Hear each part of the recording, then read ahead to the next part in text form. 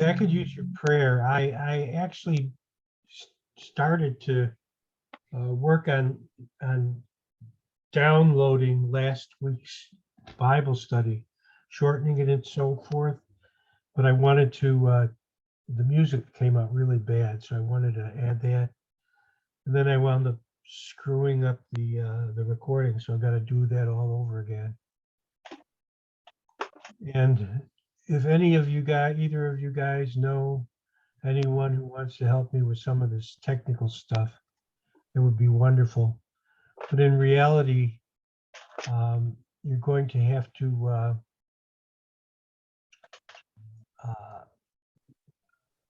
what do you call it? It would have to be someone who would join the Bible study and become a part of us. So anyway, I got you on screen share, and so we're going to start our study of Genesis Genesis. And we're obviously going to start with Genesis chapter 1. And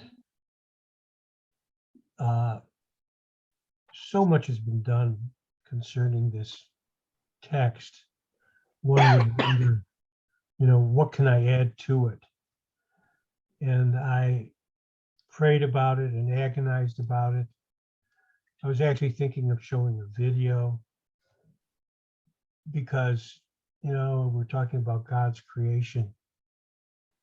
And there's a great video and a great book written, which is called Privileged Planet. And it was produced by two PhDs, one in astronomy and one in philosophy. And the astronomer, who obviously is a scientist, makes quite an amazing statement. He's being interviewed, and the one who's interviewing him says, well, what if you come up with data that disagrees with what you presumed? And he says, I'd find that interesting. Now, especially as a scientist, you can appreciate that. Anyway, the gist of it, I can get into that. I elected not to do that because, to be honest with you, although the video is fantastic and you see this picture of the universe and how incredibly humongous it is and amazing, you become aware of the nature of God.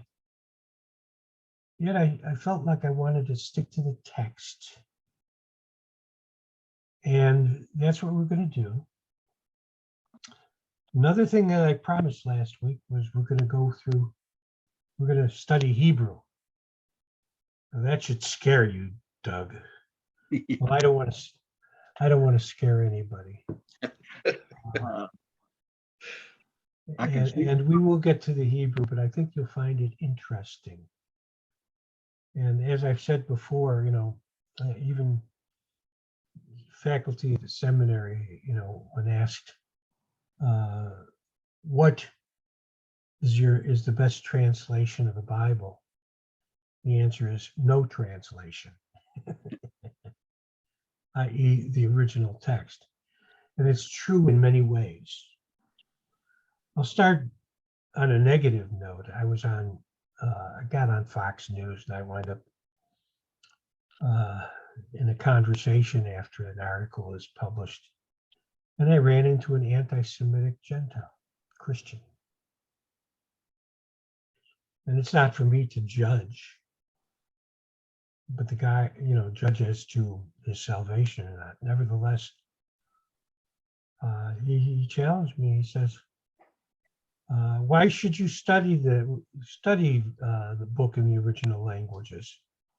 We've got very good translations. And so he's basing all of his knowledge and all of his assumptions on the translations that he's looked at. And I'm arguing that if you know the original language, and I'm not an expert by any means, either in the Hebrew and especially not in the Greek, nevertheless, when we study it and examine it, the Bible comes alive. It's already alive, but it becomes even more so. And so as you can see in my notes, I've got Hebrew. Can you see my pointer? Yes. Okay, so you can see Hebrew. In my cases, I'm not going to necessarily pronounce all these words, but they're actually serving as notes for me, because in some cases I may want to expound on the translation. And so we have here, obviously, the very first words of the Bible. And we're going to get into that later in our Bible study. I'm just going to read it right now. And it says basically in the beginning, obviously, everybody knows this sentence. In the beginning, God created the heavens and the earth. The earth was without form and void. The Hebrew is tohu vavohu. Vohu could mean empty or meaningless or without meaning. And as I was preparing for this study, I had to ask the question, vohu not only means void, but meaningless or vain or meaningless. Why would you suppose that God would create something that was meaningless? And I pose that to you. I have an idea. Well, if you're going to build something, you got to start from scratch. And excellent, Doug. Excellent. God is going to build something. Let me think of it as a three-dimensional, magnificent painting. And God is the artist. And so what he did was he created a canvas so he could paint his masterpiece. When I think of that, it's wonderful. It's marvelous. It's amazing. And choshek, darkness, was on the face of, the translation here, the word here is deep, tachom. Think of the word abyss.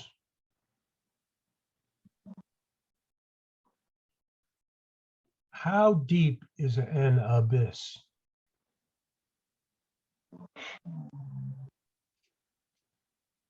Very. How's that for an understatement? And the Spirit of God was hovering over the face of the waters.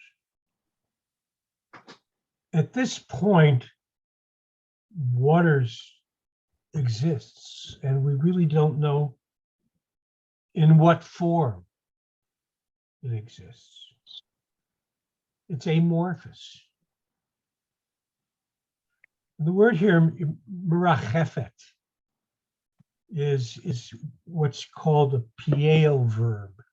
There are all kinds of verbs. Piel means it's intense. The word choshek, okay, the darkness is used to describe the darkness in the plagues of Egypt. Okay? And in Exodus 11:21, we make note that the darkness of that plague was felt.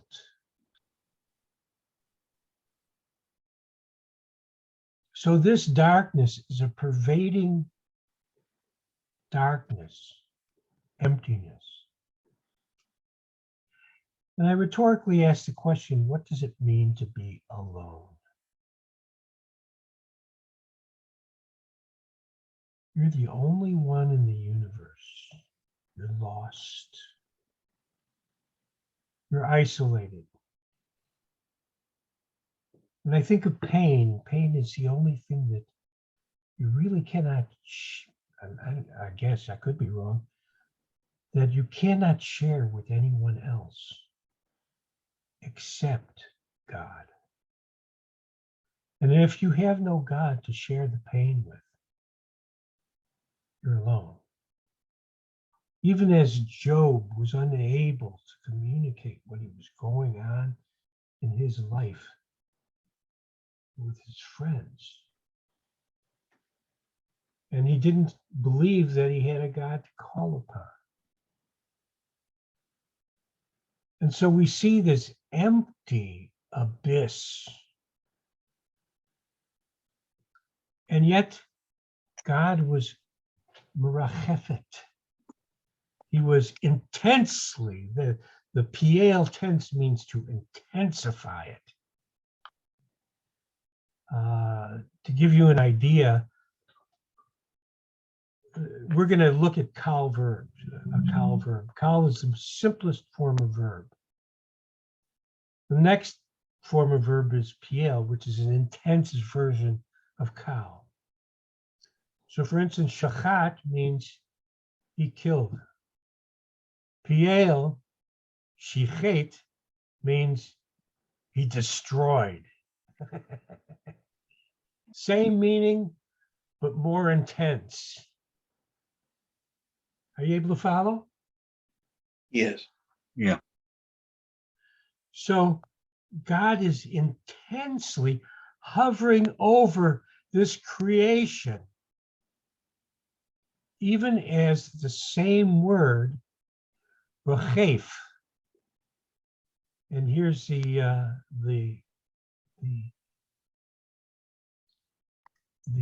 kal version of merachefet. He's as an eagle, rochef spreads its wings over its young and carries them on its wings. So there ain't nothing but darkness. The darkness could be felt, and it was deep. So God, here's God's canvas. That's his canvas. Vayomer Elohim, Yehi Or, Vayehi Or. And God said, let there be light. And there was light. And God saw that it was good. And God divided the light from darkness. God called the light day, and the darkness he called night. So the evening and morning were the first day. So what happened on the first day? What did God do? There's light was the first one, wasn't it? Yep. God made light. Is it troublesome to you that Genesis says that light came before the sun? Well, that when you stop to think about it, God was there. That was the light. Well, that's true. But in a sense, he also created the light. And Right. we look at Revelation 21:33, And we see that God himself is the light that illuminates the city of Jerusalem, the new heavens and the new earth in the city of Jerusalem. So we don't need a sun for the sake of light. Is it troublesome to you that God created something that started out as formless and void? And actually, was it imperfect?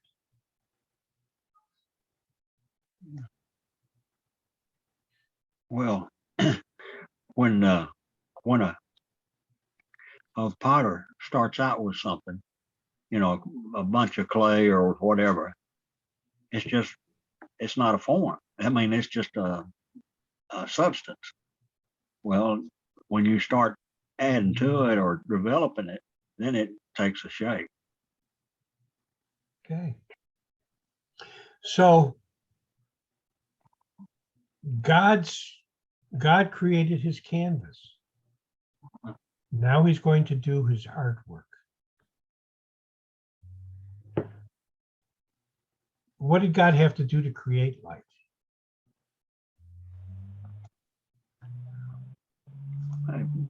Probably just snapped his finger. Well, he spoke it.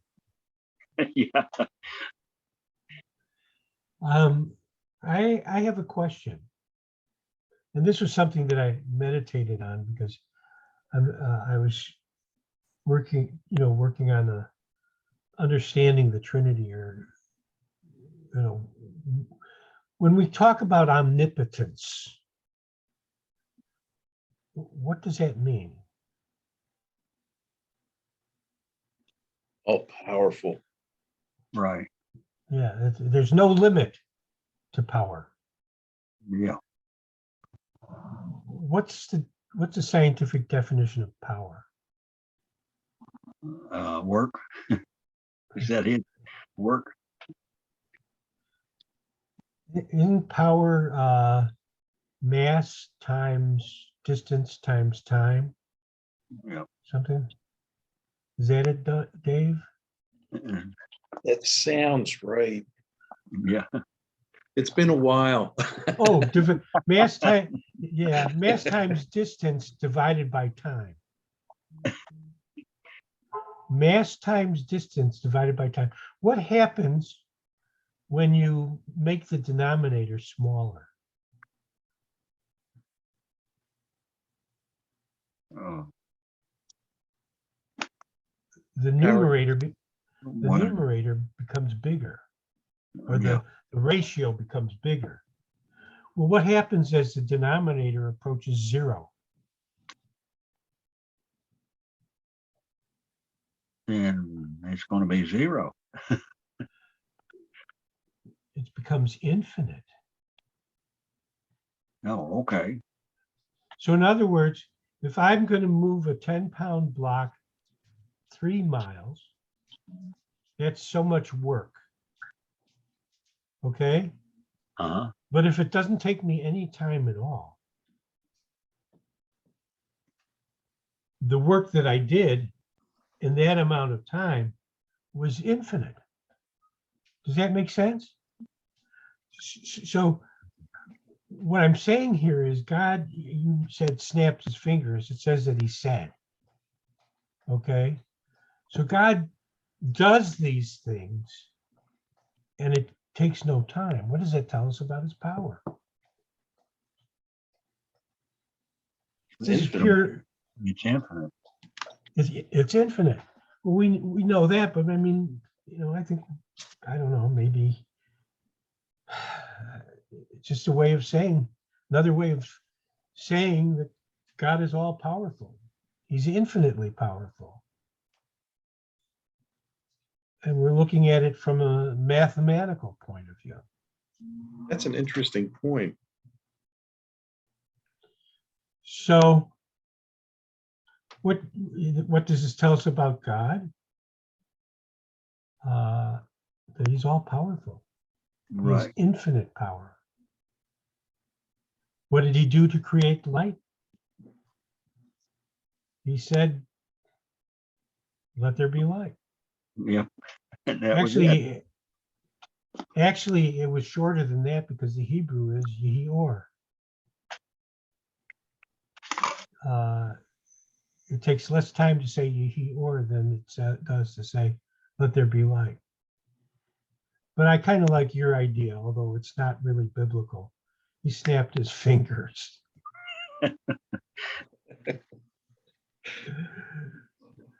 Okay. Then God said, let there be a firmament, a rakia, in the midst of the waters. Well, that's the only way that I can really describe that is a sky. Let there be a sky. But it's in the midst. It's not above. It's not below. It just is. Okay? And let it divide. The word here is mavdil. And to me, that's a very special word. The word hivdil means to separate or discern. And that's where Jewish tradition gets what's called the Havdalah service, which separates the Sabbath from the rest of the week. Hivdil, it discerns, it separates. And so what is he doing? He's separating, taking the water, and he's separating water from water.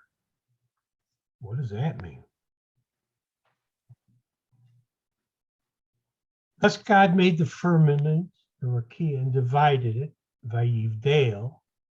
See, notice the same word. Now I'll get into this toward the end of this chapter. Vadal, Beit Daled Lamed, 3 letters. All Hebrew verbs are made up of 3 letters. All of them. Those that then they're built on or added to in order to change tenses and other characteristics. Some of these verbs, the roots are not 3 letters only because their vestiges have been dropped off. But the root of all Hebrew verbs is essentially 3 letters. So vidal or vidil is to divide. Vadal, he divided. Thus God made the firmament and divided the waters which were under the firmament from the waters which were above the firmament. Waters that were above the sky, waters that were below the sky. And it was so. And God called the firmament heaven. Now this is interesting to me because the word for water is mayim. The word for heaven is hashamayim. So we see that the heaven was derived from the water.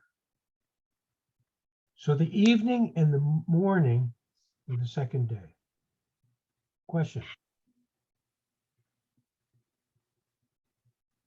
Did God say anything that was good on the second day?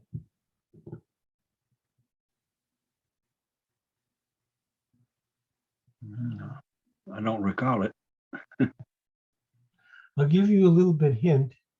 If you look at my notes, it was good has been highlighted in purple. There's day 1.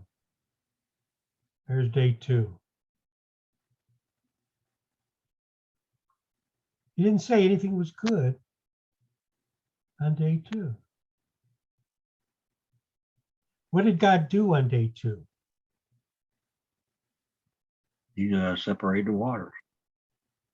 Yeah, that was it. He was, I don't know, maybe he was preparing the canvas. I don't know. What would you suppose the earth looked like at this stage? See now a separation of waters above, waters below, and the rakia or firmament is the sky, and God had separated them. So what would you think the earth looked like?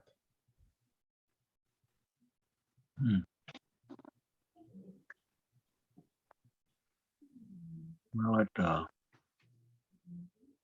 it sounds like it's got, you've got like oceans, and then you've got a ocean up above. Yeah, it's all water, all sky and all water. But the sky is still water? Yeah, probably water vapor. Okay. And the water vapor obviously has an impact on the infrared rays and the ultraviolet rays that are going to be coming in from the sun later on. So God created this separation, and what we really see now here is a giant water ball floating around in space.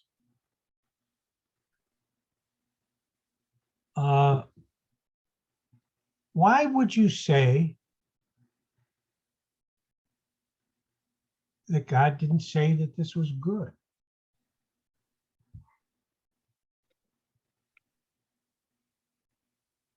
What does a water ball remind you of? An earth filled with water, where there is no land. What does that remind you of? In our narrative, it's something yet to come.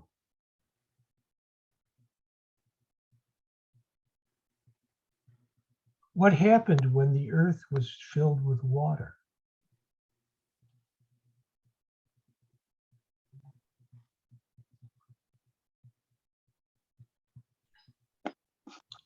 You know, it was a big water ball at that time.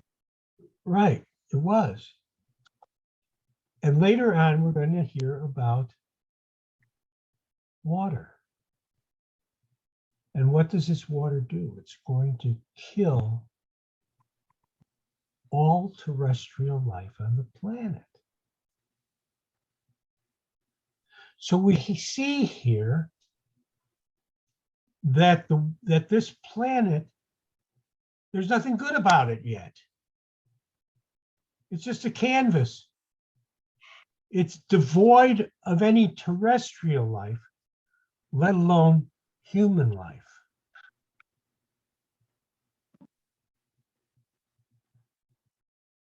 Also interesting, it's devoid of any life. We'll see that, but we see here a very interesting, what I think is an interesting precursor to the flood later on.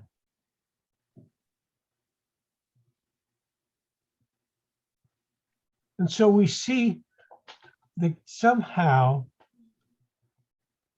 and I'm going to just propose this, that what was the God determines what was good as what is it that promotes life. I'll just throw that out at you. And it might be the same as Jello in a baseball mitt. I don't know. We'll see if you catch it. Uh, Then God said, let the waters under the heavens be gathered together in one place, and let dry land appear. And it was so. And God called the dry land earth. And this is another word that I love, Eretz. The land of Israel is called Eretz Israel, and it's called Eretz Israel incredibly frequently. Because Eretz Israel is associated with life. It's from Eretz Israel that God is ultimately going to govern the world and give life to mankind who needs it and is in dire need of the spiritual life and the social life that comes from his law. And the gathering together of the waters he called sea, Yamim. And again, we said Yam is Yamim. We'll get into this too. Im ending after a noun means that the noun is masculine and plural. And I'll show you a little later on. So we have sea, yam, that's water or sea, seas, plural, yamim. And so we say, what do we have? We have hashamayim, heavens, yamim, sea, eretz, earth. And God saw that it was good. Are you able to follow me? Yeah. Doug, am I losing you? Nope. Not Good. not so far. Then God said, let the earth bring forth grass, the herb that yields seed. Well, first of all, why? Okay, this is all day 3. Okay, so day 3 is not over.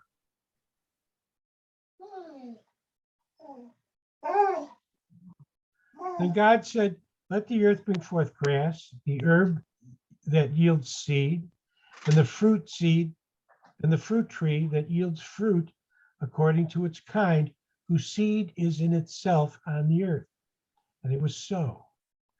And the earth brought forth grass, the herb that yields seed according to its kind, and the tree that yields fruit, whose seed is in itself according to its side, its kind. And God said, it was good. Yeah. He's preparing food for living creatures. You got it. You got it. So we see that so I'm going to ask, what 2 things did God create on day 3?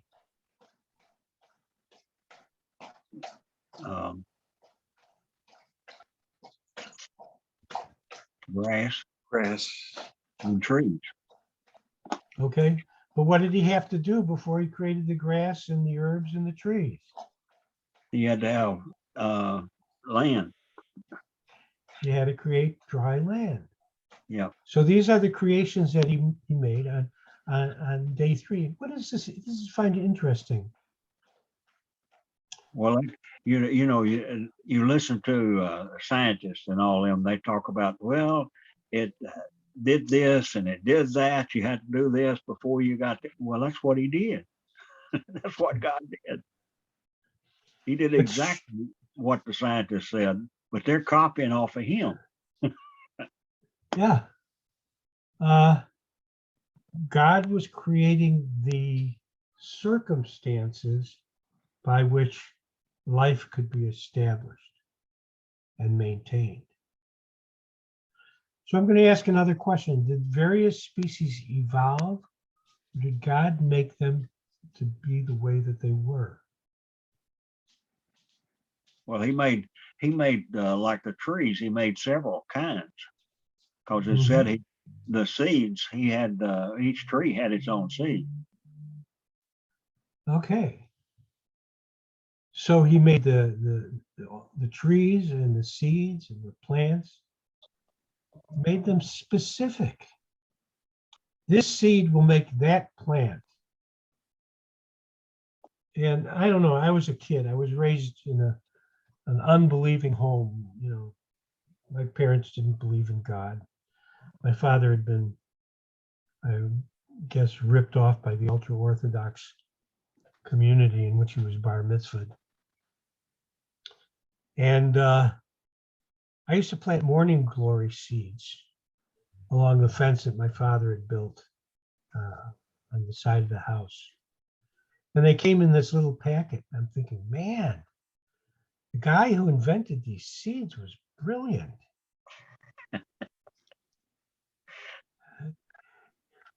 I was just overwhelmed by this entrepreneur who invented these seeds. How old was I? 4? I still, in a strange sense, can't get over it. So God made these seeds. So I'm going to ask something to ponder. Would you think that the above text might be related to God's command to Israel in Leviticus 19:19? And here it is. You are to keep my statutes. You shall not breed together 2 kinds of your cattle. You shall not sow your field with 2 kinds of seeds, nor wear a garment upon you of 2 kinds of material mixed together. These were commands given to Israel. Could this be related somehow to creation itself? The fact that God created everything to be as he created it, not to be mixed, not to be tampered with.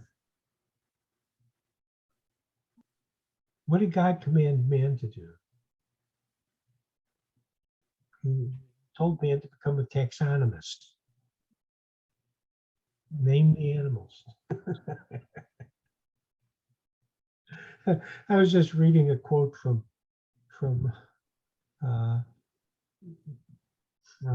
what's his name? Mark Twain. He tells a story about Adam came home to Eve, and she says, "So, what animals did you name today?" She says, "The elephant." And she says, "Well, why'd you call it an elephant?" And Adam said, "Because it looked like one."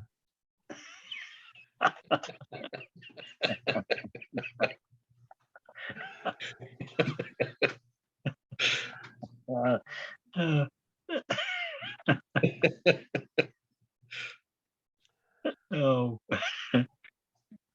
How might the word Hivdil be related to this issue? Do we remember what Hivdil means?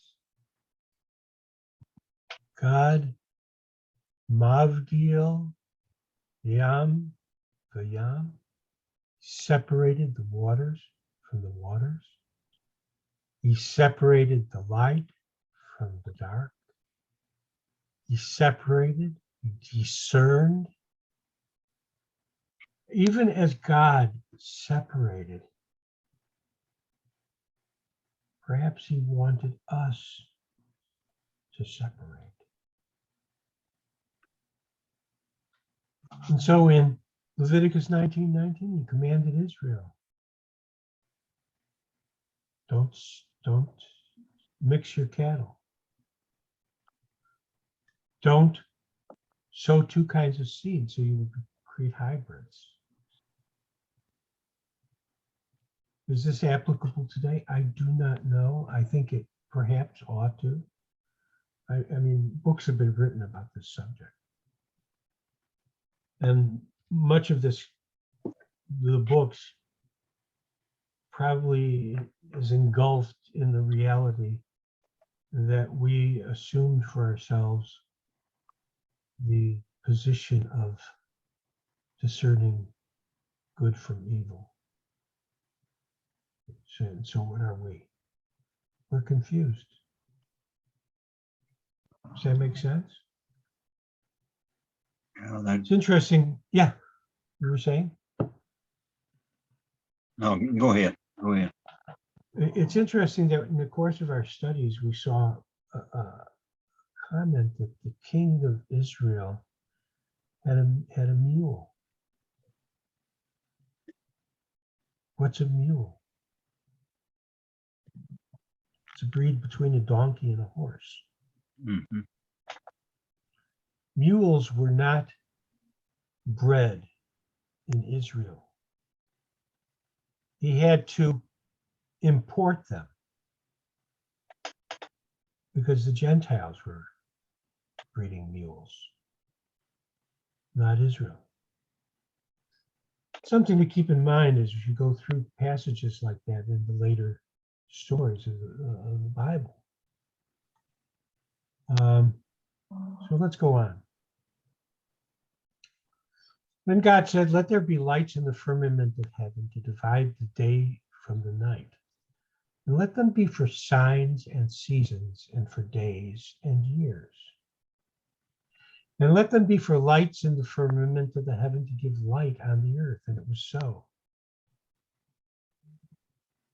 Why was God's light inadequate for man or for his creation? I'll just leave it there. But we do note that there was a specific reason for this. We see that it was for signs and seasons and days and years. This addresses a question that you had, Dave, that the stars were perhaps a way of determining, number one, years, and number two, even perhaps God's plan of redemption. Because the astronomers saw, the ancient astronomers, apparently, according to Job, saw Pleiades and Virgo and Orion and all these other constellations. Then God made two great lights, the greater light to rule the day and the lesser light to rule the night. That video that I mentioned is so fascinating. We see that the appearance of the moon is the same diameter as that of the sun from Earth, so that we can literally get a picture of the sun's atmosphere during an eclipse. And because of that, we can see the chemical makeup, temperature, all the other variables that are in the sun. And that position was so necessary so that for the sake of our discovery, scientific discovery, and yet at the same time necessary for life. Because their relative distances maintain specific heat of the earth within certain boundaries.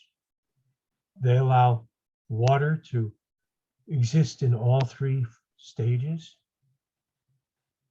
What other planets can do this? of all the planets of the universe, this is a unique planet. I want to go back to math a little bit briefly. When we think of all the planets and galaxies and stars, trillions upon trillions, what is the probability of finding a planet like that of planet Earth? Infinite. But what happens when you start adding variables and putting them in the denominator, i.e., distance of the moon from the sun, distance of Earth from the sun, place within the Milky Way, the chemical composition of the Earth? Take all of those probabilities, put them in the denominator. What do you come up with? Infinity divided by infinity. What do you get?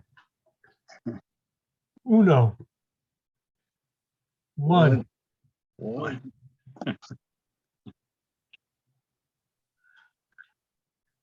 Okay. God set them in the firmament of the heavens and gave light on the earth, and to rule over the day, over the night, and to divide. There's that word again. Yivdil, the light from the darkness. And God saw that it was good. So what did God create on the fourth day?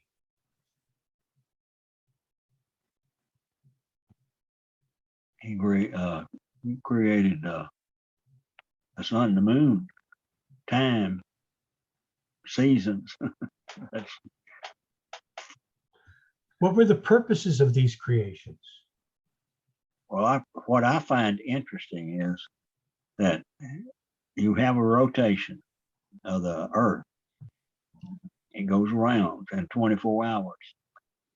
Also, with the light, the sun, the way it is, and the moon, you don't have the sun bearing down 24 hours.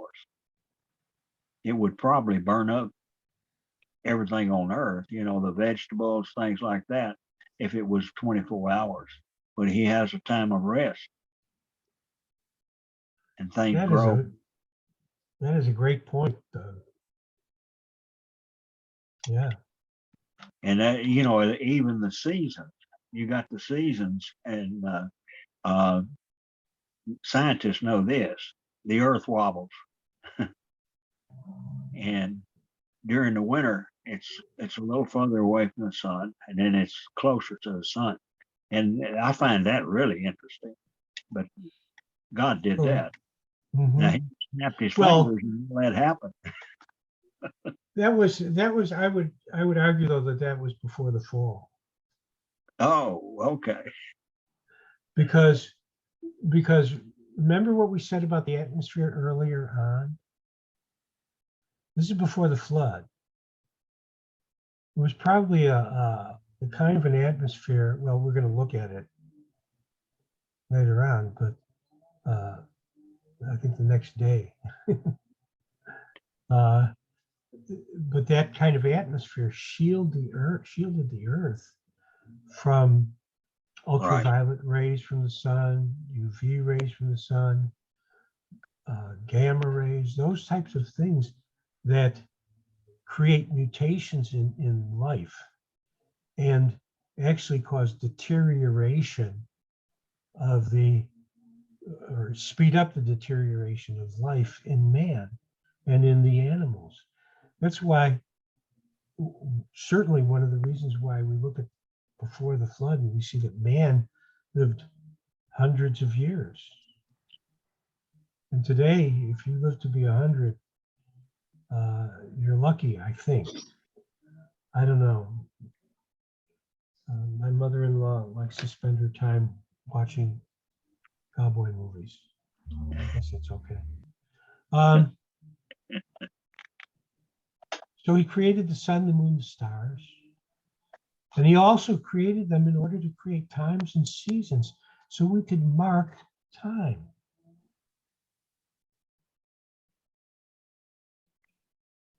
And so I ask, why would you suppose that God saw that these creations were good? How would they contribute to life? I think you've made a good point, Doug. The rotation of the earth. And that these were all life-sustaining phenomena. Let's move on. Then God said, let the waters abound with an abundance of living creatures. Let birds fly above the earth across the face of the firmament. That would be the sky of the heavens. So God created great sea creatures and every living thing that moves, with which the waters abounded according to their kind, and every winged bird according to its kind. And God saw that it was good. And God blessed them, saying, be fruitful and multiply and fill the waters and the seas, and let birds multiply on the earth. So the evening and the morning were the fifth day. So what did God create on day 5?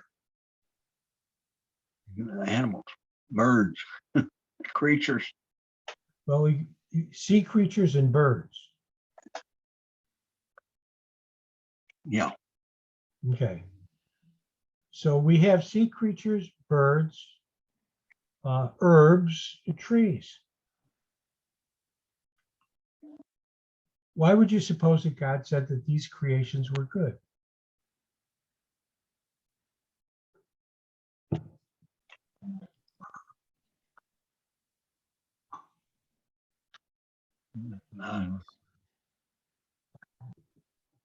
They were life.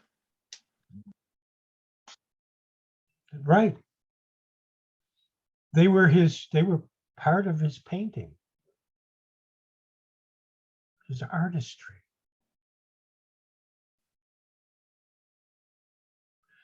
What command did he give these creatures?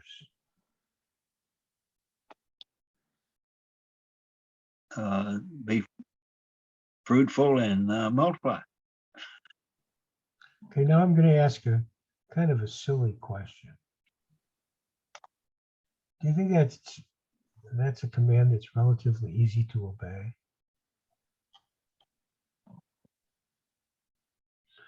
I guess it depends on whether you get along with your wife, right?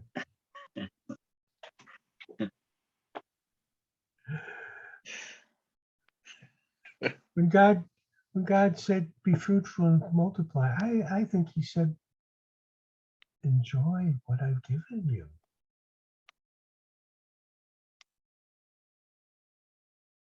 Enjoy it and prosper it.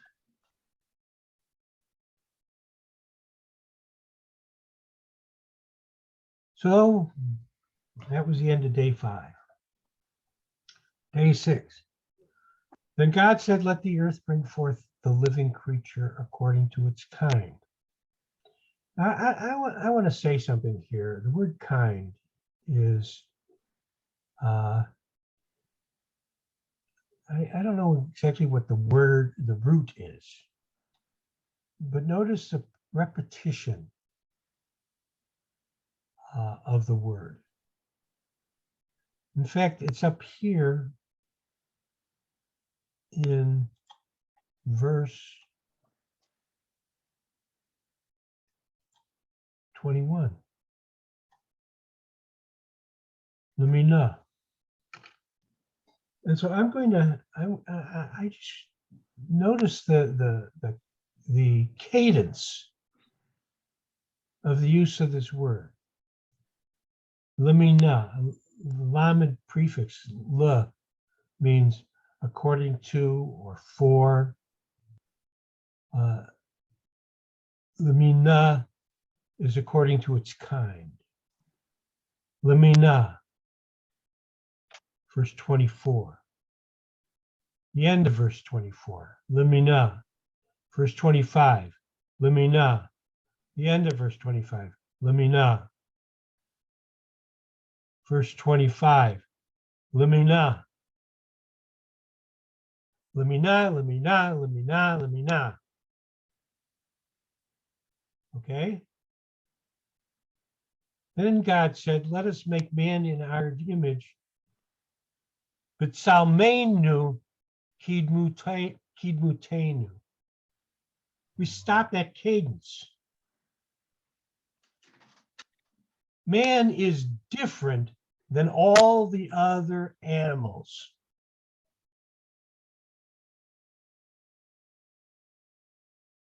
They were all made according to their kind. Man was made according to God's image.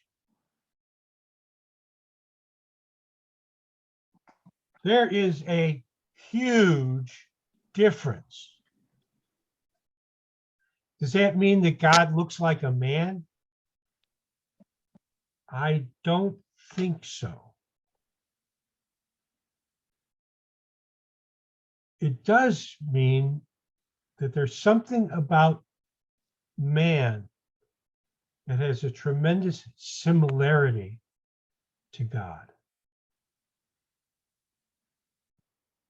So God created all these cattle and animals of the field and so on and so forth. But he created man according to his own image. And then he says, let them have dominion over the fish of the sea, over the birds of the air, and over the cattle, over all the earth, and over every creeping thing that creeps on the earth. So God created man in his own image. In the image of God, he created him. How? Male and female, he created them. Now, before I go any further into verse 26, I prepared a little presentation for you. And here's where we're going to look at Hebrew.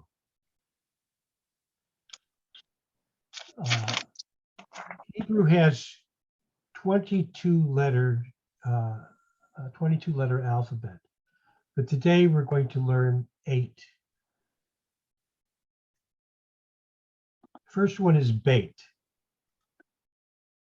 It has a B sound. Second one is resh. It has an R sound. Third one is aleph. It's silent. It's not A. There are no vowels in Hebrew.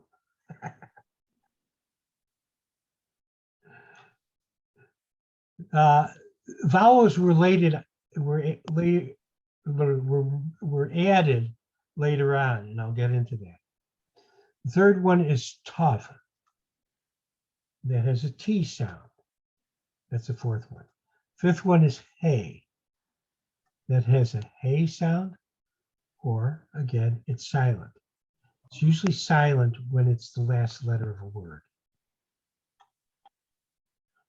This is that little word, the little letter that Jesus talked about. Not one yud. It's a silent sound, or it's like a Y. It's silent also if it's used at the end of a word. Now,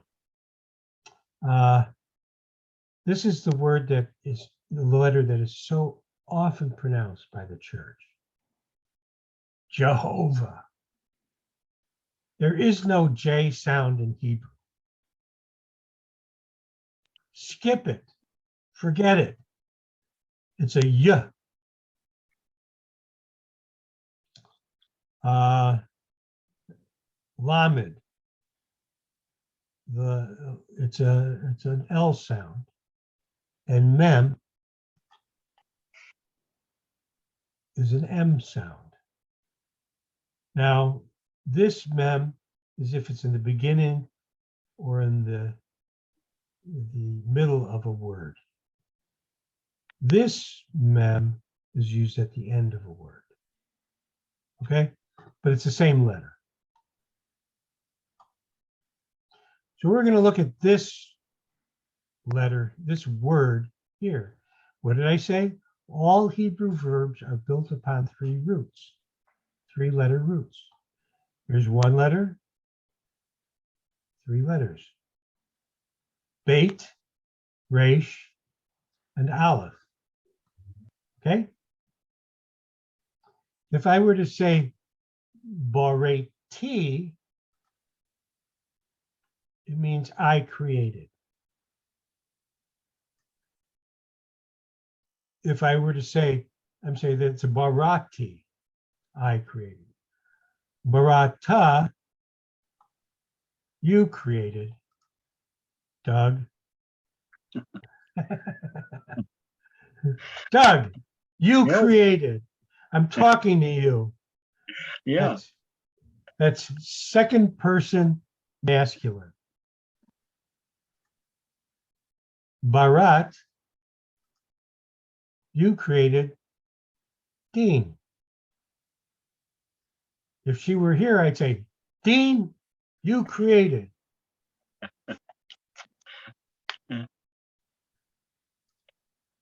Bara'a,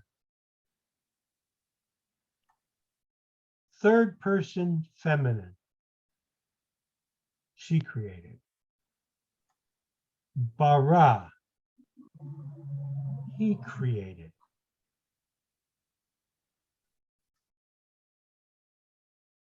And as I say, vowels were added later to help with pronunciation. The ones we look at, that we will look at, are placed in relation to the aleph. So you can see how they are pronounced. This is called the comets. It's like a little T. It's underneath the, and it goes ah or ah. A hirig is like a little dot under the aleph or under the letter, and that's E.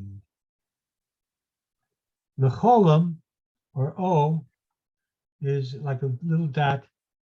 Usually it's to the left of my fonts are not all that terrific, but it's located to the left of and above the letter. So we have here the yud ending, which is silent, with a hirik, and that last letter M makes an im sound at the end of the noun. So the im ending to a noun means that the noun is masculine, plural. So here's the first sentence in the book of Genesis. Bereshit bara Elohim et hashamayim. There's that word, hashamayim, the heavens, the et haaretz, and the earth. Now, bara, what did we say about that mean? It's the third person masculine singular. What does it mean? He created or he made. Elohim is plural. It's a plural noun. It's translated God, singular, or gods, plural, but it's only really translated God's plural when it's visited or united to a singular noun, singular verb. So Bereshit bara, in the beginning, he created, or Hebrew, in Hebrew, the noun usually follows the verb because the noun explains, or the verb explains what the noun is doing. Are you lost, Doug? No, not yet. Good. So you're following me. Nothing to be afraid of. I can't distinguish those letters. I mean, what they mean, I can't read that, but I'm understanding what you're saying. Okay. So in the beginning, he created, who created gods? Et hashamayim ve'et haaretz, the heavens and the earth. End of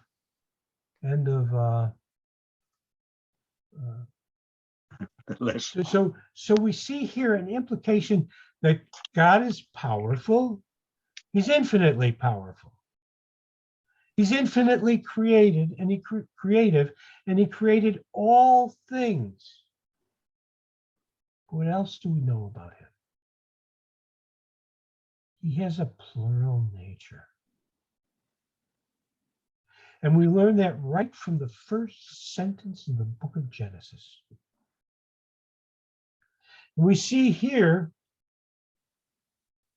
in verse 26, then Elohim, the plural God, said, let us make.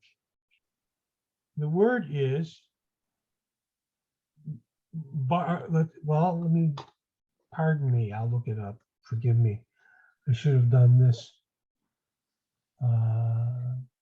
And God is still plural at that point.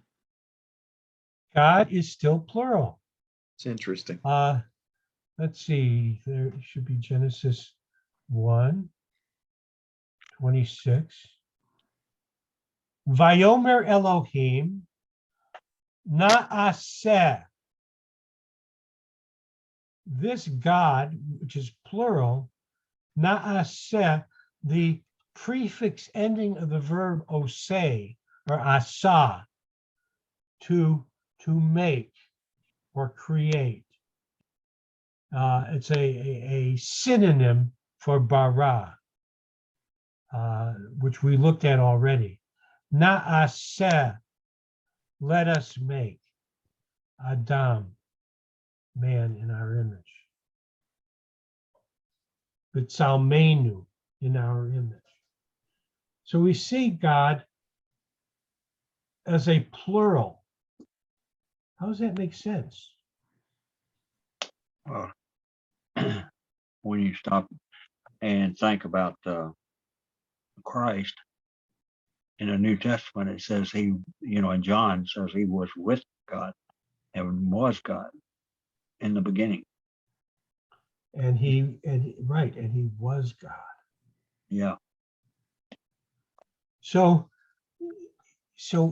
God dwells in community. I like to think of it this way. Think of love as glue.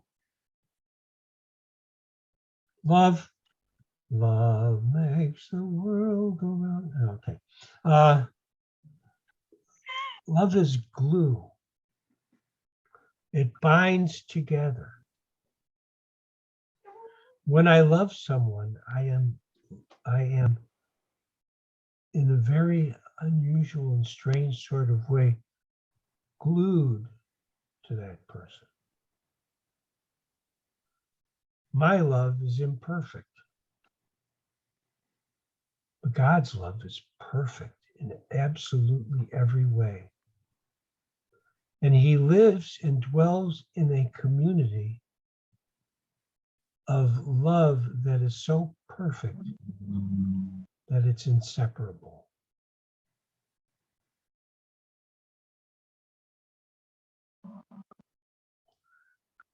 So we see here reveal God separated, but he is inseparable. So God created man in his singular own image. How did he create him? Male and female, he created them plural.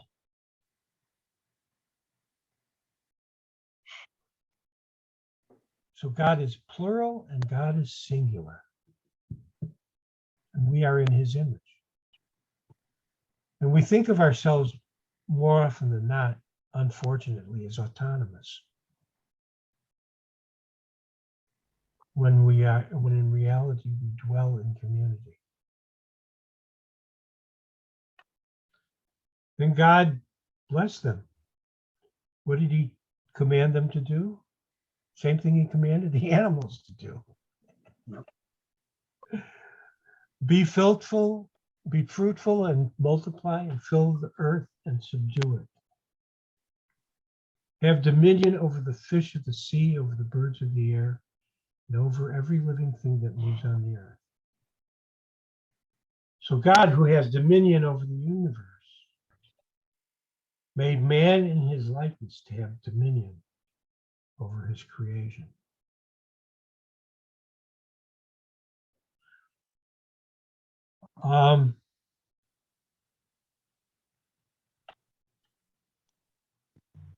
And so I pointed out the distinction between limina, that is, after its kind, versus the Tsalmenu, the Demutenu, after God, after his image. So this tells us about how unique man is. Think of the word Hudil again. What might be anathema for man to mate with animals or angels, and yet allow for the glorious virgin birth of the Messiah? When we look at Leviticus 18, we see the list of sexual sins. Every one of them is anathema. One of them has to do with the mating of men with beasts, bestiality. Why? Why this distinction? We were created to mate with our own kind. And we were created to create oneness, not between male or male, or female and female, but between male and female. And so we see the word hivdil. God commanded to separate. He separated all the animals. He separated all the vegetation. He separated all the birds according to their kind, and he separated man unto man. And yet he was created in God's image, so that God could create a man from a virgin.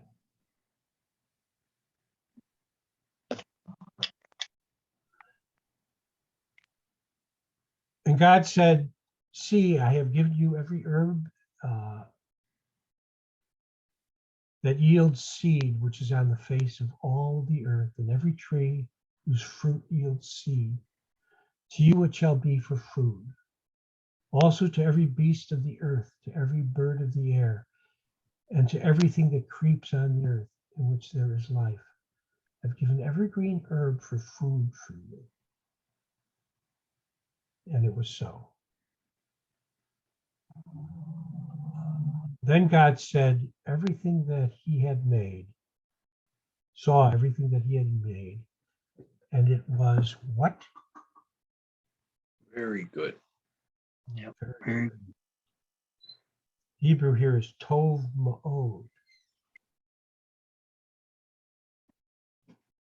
God saw that it was tov. God saw that it was tov. God saw that it was tov. And when he made man, he saw that it was tov ma'od. And so what did God make on the sixth day? Man. He made man. He made man.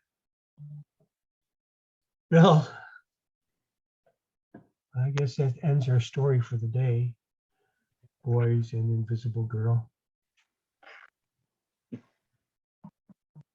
But what a wonderful creation he made. Any comments? Any thoughts? A lot of interesting insights there, as usual. Yeah. Yeah. Very interesting insights, stuff I'd never noticed before. God is good. That's all I can say. Yeah. Uh, Amen.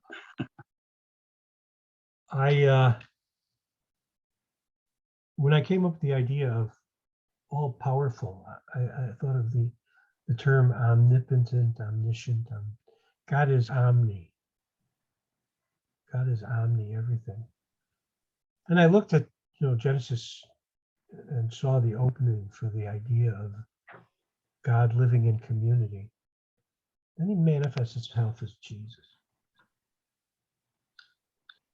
And so I'm thinking, what's omni about Jesus? And I don't know what the Greek word, omni, is it a Greek word or a Latin term? I think it's probably Latin. What's the Latin term for humble?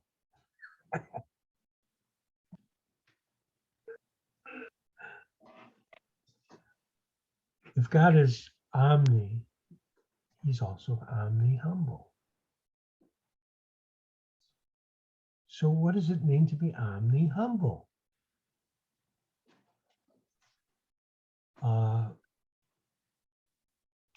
I would argue that it means to be the creator of all things, to be able to lord it over all of your creation, and yet be willing to give up all that authority to function as a servant, a perfect servant to all your creation. God does that in a sense without Jesus, by sustaining life, by maintaining the universe and those things that sustain life in the universe. But we didn't know that. We don't appreciate that. So God manifested himself as Yeshua, as Jesus, to show what it means to be an omni-servant, which is what he is. Does that make sense?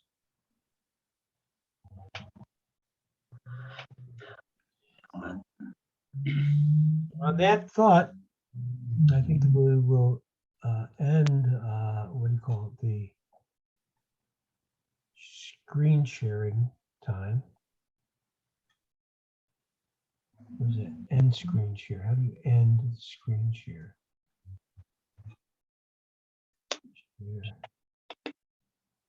I don't know. End. No, I don't want to do that.